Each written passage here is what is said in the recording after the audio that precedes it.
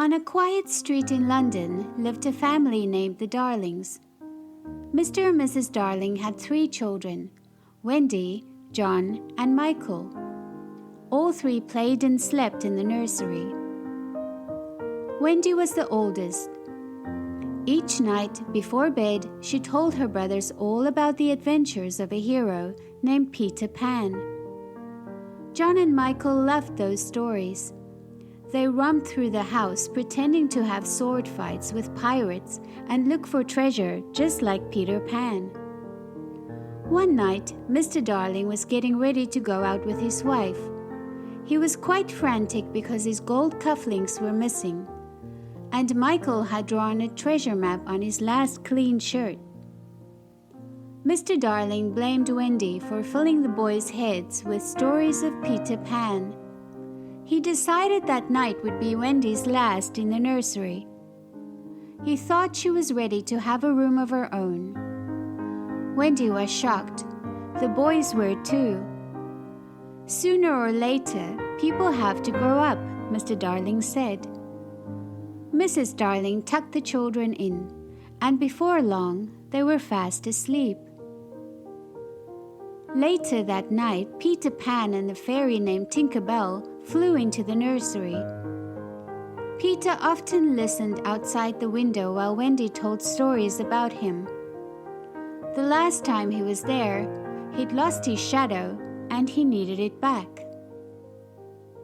Soon he found the shadow, but it tried to escape. Luckily, Wendy woke up and insisted upon sewing it back on. She told Peter that it was her last night in the nursery, for tomorrow she would have to grow up. "No, I won't have it," cried Peter. "Come on."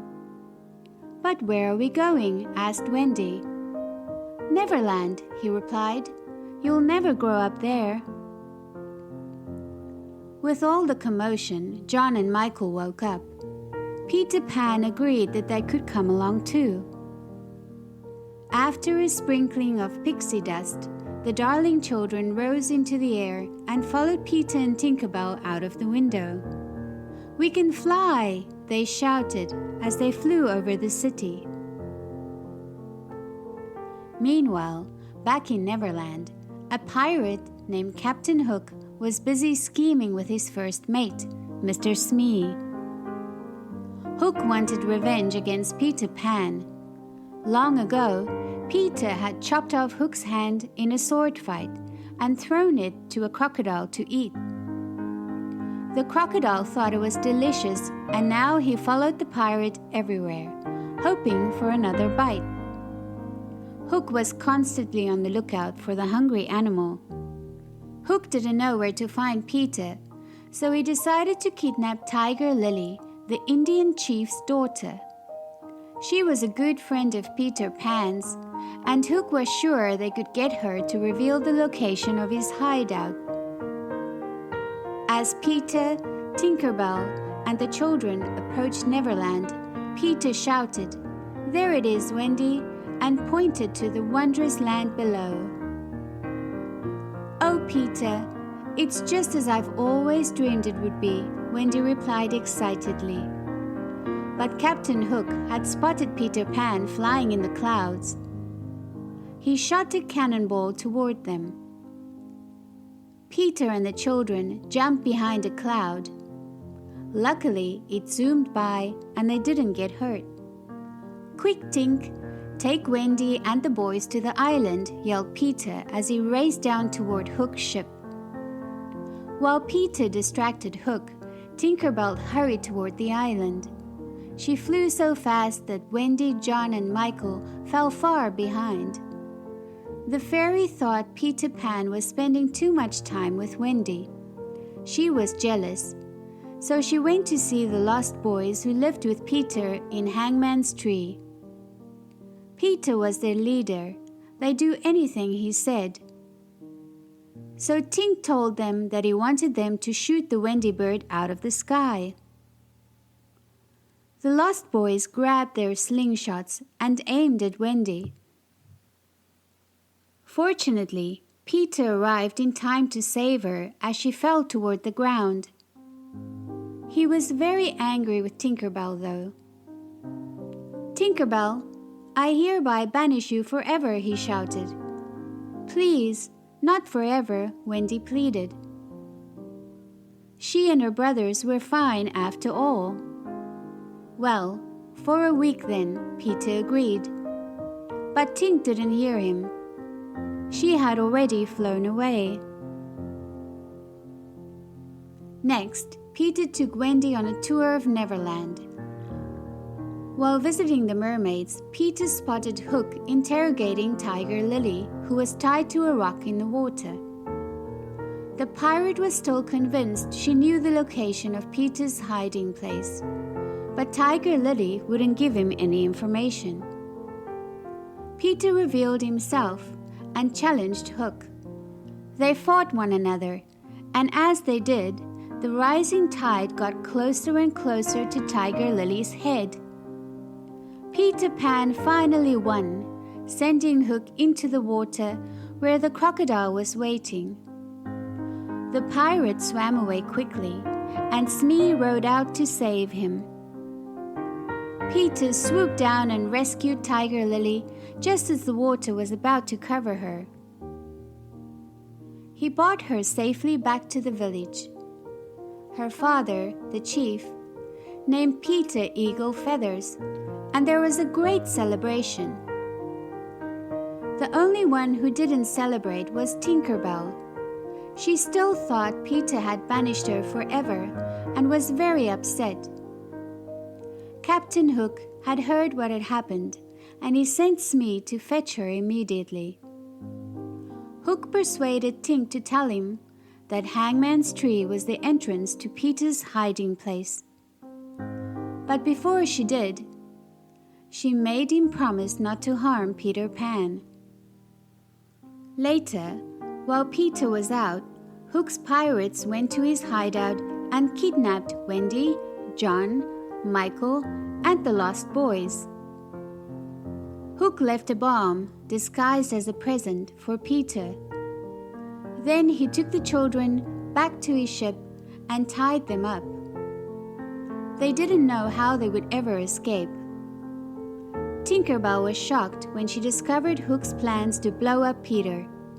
With only minutes to spare, she flew as fast as she could to warn him.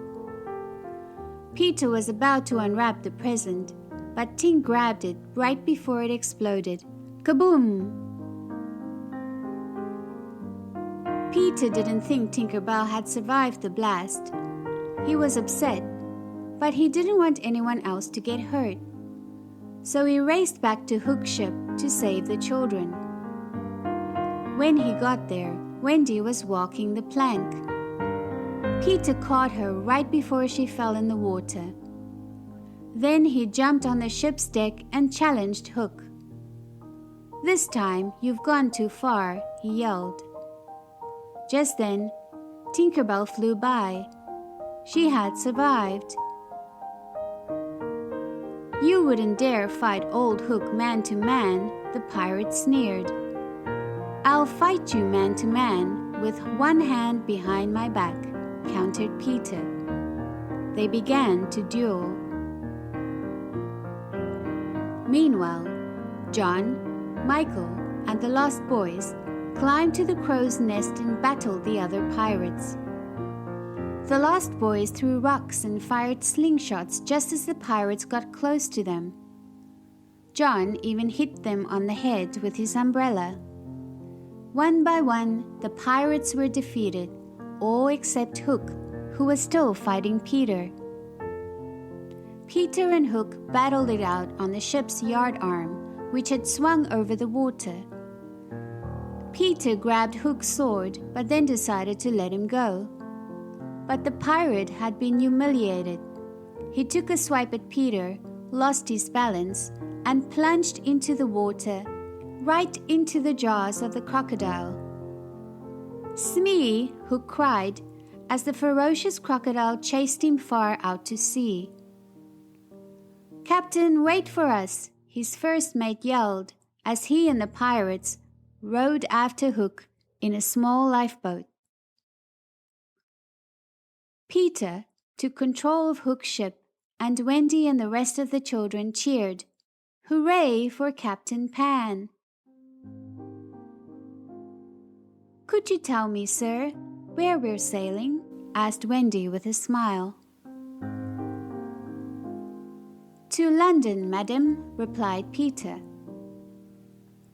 "Michael, John, we're going home," cried Wendy joyfully. The children were all very happy, for they had gotten homesick. Tinker Bell sprinkled the ship with pixie dust, and soon it was flying out of the water, through the air, and back to London.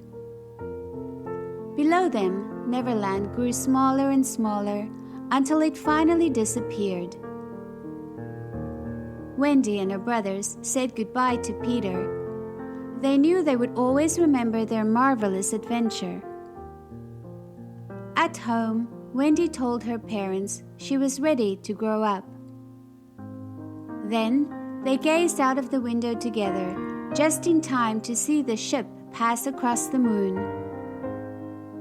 "You know," Mr. Darling said, his arm around his daughter, "I have the strangest feeling that I've seen that ship before.